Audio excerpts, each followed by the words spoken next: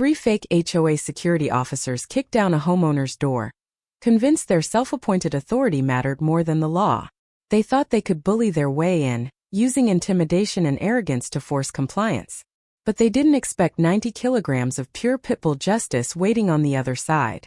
And now, instead of enforcing rules, they're crying to the courts, trying to sue the very man whose home they invaded. But just wait until you hear how this showdown unfolded and why justice came with teeth this time. John Carter had been dealing with HOA nonsense for as long as he had lived in this neighborhood. And if there was one thing he knew for sure, it was that these people had way too much time on their hands. What was supposed to be a quiet suburban retreat had turned into a dictatorship, run by a bunch of self-important retirees who thought their little rulebook gave them the power of a federal agency. They policed everything: grass length, mailbox colors, even the shade of people's Christmas lights. And while most of his neighbors gritted their teeth and played along to avoid the drama, John didn't play by their rules, because John wasn't even in the damn HOA. His property wasn't under their jurisdiction. He had bought his house before the HOA had formed, which meant they had zero legal authority over him. And trust him, he had made that crystal clear on multiple occasions. Yet here they were again, three middle-aged men in khakis and fake security vests, standing on his porch like they were serving a search warrant. They knocked, not politely, not like neighbors, but with that slow, deliberate rhythm that screamed power trip. John didn't move. He wasn't about to rush to the door like some scared homeowner being summoned by the king's guards. No, he took his time, mostly because he was watching Bruno, his 200-pound muscle-packed pitbull, who had already picked up on the bad energy and was pacing behind him like a loaded spring. Bruno wasn't barking yet, but his ears were pinned back, his tail was stiff, and the low rumbling growl vibrating in his chest told John everything he needed to know. These guys were already on borrowed time. Finally, John strolled to the door and cracked it open just enough to see their smug faces. Asterisk, can I help you? Asterisk. The guy in the middle, obviously the self-appointed leader, puffed up his chest like he was about to deliver a Supreme Court ruling. Asterisk, Mr. Carter, we need to discuss your fence. It's violating HOA guidelines, and we've sent multiple notices. Asterisk. John sighed loudly, barely hiding his eye roll. I told you, he said, voice flat. Asterisk. I'm not in the HOA. My fence, my rules. Asterisk. The guy smirked, tilting his head like he was dealing with an unruly student. Asterisk. We have the authority to enforce community standards. Either you comply or we escalate. Asterisk. John raised an eyebrow. Asterisk, escalate? What, you gonna fine me? Asterisk. No, the guy said, voice dripping with that fake security guard confidence. Asterisk, we'll have to take action ourselves. Asterisk. And that was when John's gut told him something was off. Most HOA clowns just bluffed. They sent passive-aggressive letters. They threatened nonsense fines. But these guys, the way they stood there, too sure of themselves, too comfortable, it didn't sit right. John shut the door, locked it, and then, asterisk, asterisk, bang. Asterisk, asterisk. The door exploded inward, the cheap lock snapping like a toothpick under the force of the impact. John barely had time to register what had just happened before their self-righteous grins twisted into pure, undiluted horror. Because behind that door, asterisk, asterisk, Bruno launched forward like a missile. Asterisk, asterisk. Everything collapsed into pure chaos in the span of a heartbeat. Bruno roared. A deep guttural sound that wasn't just a bark but a warning from something ancient and primal. The kind of sound that short-circuits your brain and tells you without a doubt that you've just made the biggest mistake of your life. The three wannabe cops had zero time to process what was happening before 90 kilograms of muscle, teeth, and pure animal rage came barreling straight at them.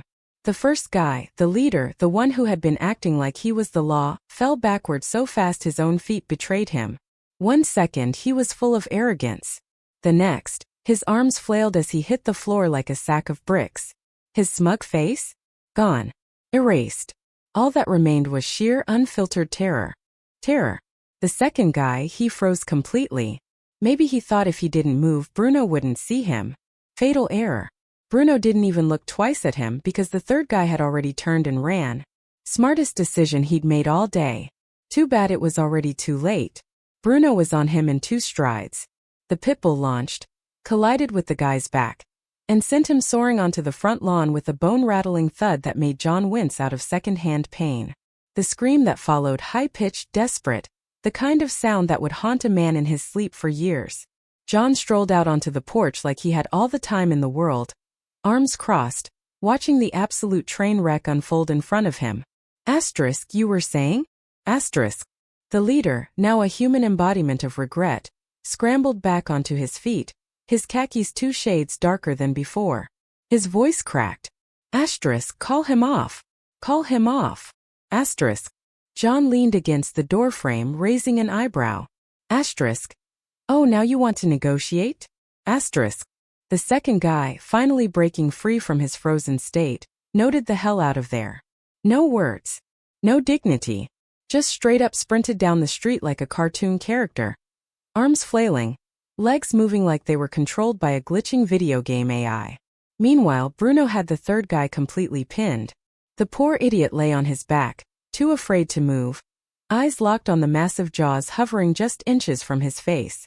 John let the silence stretch, let the guy marinate in his own bad decisions. Then finally he whistled. Asterisk, Bruno, let him go. Asterisk.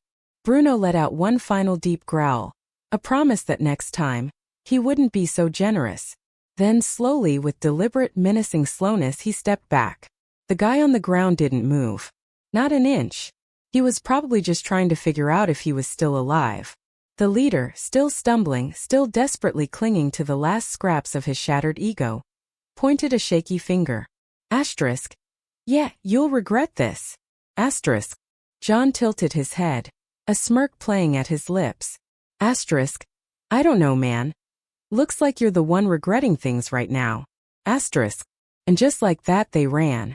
John dusted off his hands, turned to Bruno, who was wagging his tail like he hadn't just traumatized 3 fully grown men into reconsidering all their life choices. Asterisk, good boy. Asterisk. John figured that was the end of it. The HOA clowns had run for their lives. Bruno had gotten his workout for the week. And John had settled into the smug satisfaction of a job well done. Then came the knock. Not the passive-aggressive let's talk about your fence knock. Not the HOA signature we think we're cops but we're not knock. No. This one was different. Firm. Measured. Absolute. John sighed before even getting up. Here we go. When he swung open the door, it wasn't some khaki-wearing HOA goon standing there. It was an actual cop. The uniform was pressed. The badge caught the morning sun. And the man behind it had that no-nonsense expression of someone who had probably spent his entire career dealing with dumb calls like this. Mr. Carter, the officer said. Asterisk, do you mind if we talk? Asterisk. John dragged a hand down his face. He wasn't in the mood for this. He'd already wasted enough time on these HOA clowns, and now they were wasting police resources too. But fine. Whatever. Let's play. Yeah, sure, he muttered, stepping aside. As soon as the cop crossed the threshold, Bruno lifted his head, locked eyes on the officer, and went completely still. Not aggressive. Not lunging. Just watching. Sizing him up like a wolf does a potential threat. Muscles coiled beneath his sleek coat. To his credit, the cop didn't flinch. Smart guy. Either he had enough training to know exactly what not to do, or he just had experience with big dogs. Either way, he passed Bruno's first test. That didn't mean John was about to make this easy for him. The cop cleared his throat. Asterisk, we got a report that you assaulted 3 HOA security officers. Asterisk. John blinked. Then, without even trying to stop himself, he laughed. Not just a chuckle. Not a smirk.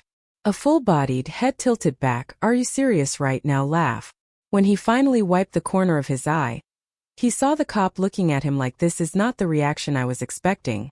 Asterisk, those security officers? Asterisk, John repeated, still grinning. Asterisk, you mean the guys who kicked down my door? Asterisk. The officer's face barely moved, but John caught the slightest twitch of an eyebrow. That's what they said, the cop replied, his voice still neutral.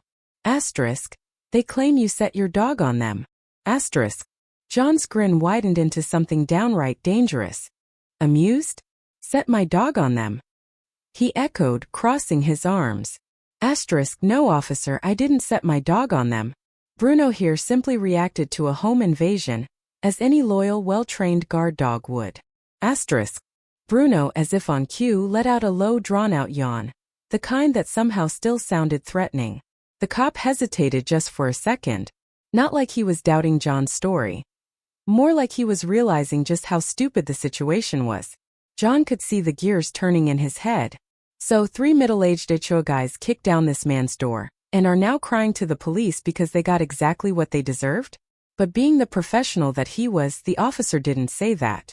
Instead he asked, asterisk, do you have security footage? Asterisk. John's smirk turned into a full-blown grin. Oh buddy, he said, already pulling out his phone. Asterisk. I got 4K night vision multiple angles slow motion replay. Hell, I could cut you together a whole highlight reel if you want. Asterisk. He swiped through his crystal clear camera feed and handed the officer the phone. The cop held it steady, watching as the footage rolled. The self-important HOA wannabes storming onto John's porch. The cheap lock snapping as they forced their way in. Their faces immediately transforming from smug to horrified. Bruno 90 kilograms of pure animal fury, exploding through the doorway like a wrecking ball. The leader falling flat on his ass. The second guy freezing in terror. And the third one taking off like he was in a horror movie, only to get bulldozed by Bruno mid-sprint. The high-pitched, glass-shattering scream that erupted from his throat. John strolling out like a man who had all the time in the world, watching the chaos unfold. When the footage ended, the officer let out a low whistle and shook his head. Yeah, he muttered. Asterisk. That's gonna be a problem for them. Asterisk. ####2 days later. John was kicked back in his chair, sipping his coffee and basking in the peaceful silence of not dealing with HOA idiots when his phone rang. Unknown number. He eyed it for a second, debating whether to ignore it. Last thing he needed was some telemarketer trying to sell him an extended car warranty. But something told him to answer. Asterisk, yeah. Asterisk. Asterisk, Mr. Carter? Asterisk came the voice on the other end, professional, but with an unmistakable smirk lurking behind it. Asterisk, this is Officer Reynolds. Thought you'd like to know those 3 HOA guys? They're being charged with breaking and entering. Asterisk. John nearly spit out his coffee. A slow, satisfied chuckle rumbled from his chest as he leaned forward in his chair. Oh, I like where this is going, he said, already grinning. Reynolds sounded just as amused. Asterisk, yeah. Turns out they tried to claim they had the authority to enter your home under HOA regulations. Asterisk. John actually snorted. Asterisk, and let me guess, they don't? Asterisk.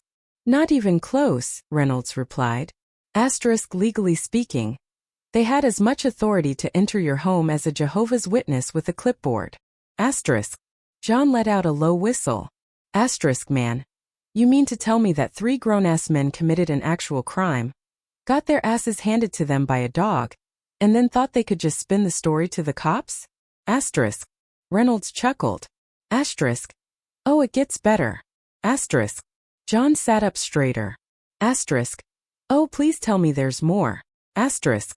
Oh, there's so much more, Reynolds said, clearly enjoying this way too much.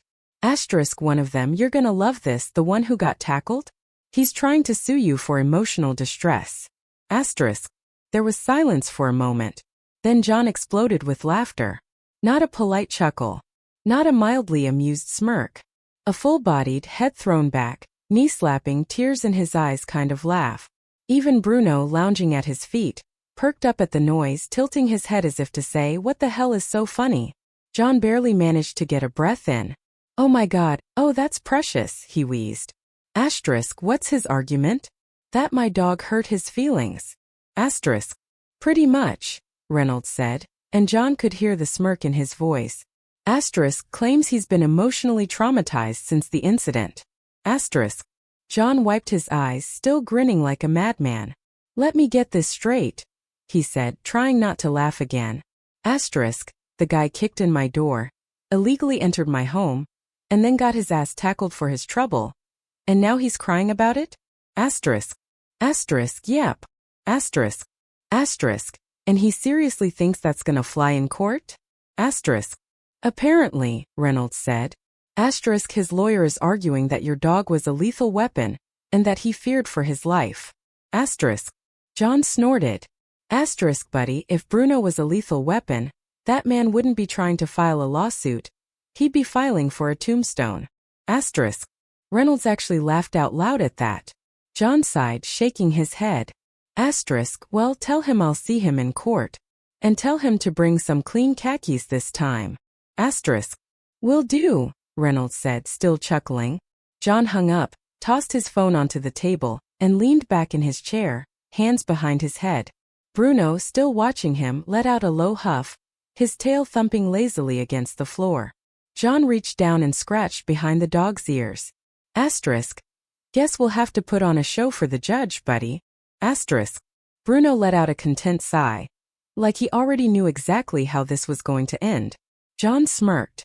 Justice served.